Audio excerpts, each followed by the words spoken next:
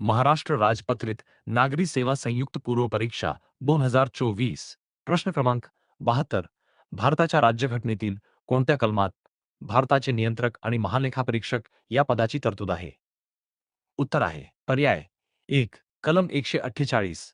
स्पष्टीकरण भारतीय राज्यघटनेच्या कलम 148 अंतर्गत भारताचे नियंत्रक आणि महालेखापरीक्षक या स्वतंत्र पदाची तरतूद करण्यात आली आहे. ते भारतीय लेखापरीक्षण आणि लेखा विभागाचे प्रमुख असतात आणि सार्वजनिक हिताचे रक्षक मानले जातात.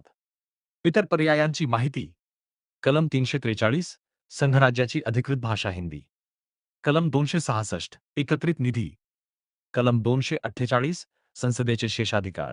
प्रश्न क्रमांक 73 केशवानंद भारती खटल्याबाबत खालील विधाने विचारात घ्या.